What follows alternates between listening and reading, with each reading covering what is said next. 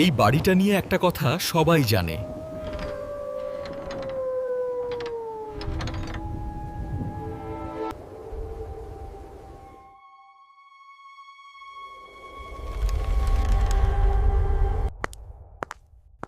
নিলয় এসব গল্পে বিশ্বাস করত না। সে ভাবল, এগুলো সব বানানো ভয়। কিন্তু তখনই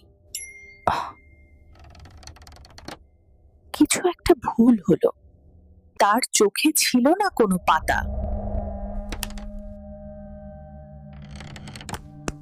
সে ফিসফিস করে বলল, তুই আমার দরজা। ঘরের বাতাস হঠাৎ ঠান্ডা হয়ে গেল।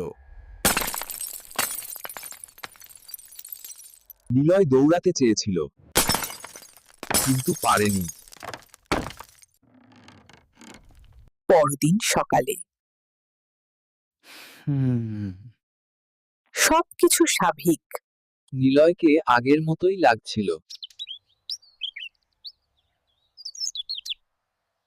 কিন্তু কেউ খেয়াল করেনি।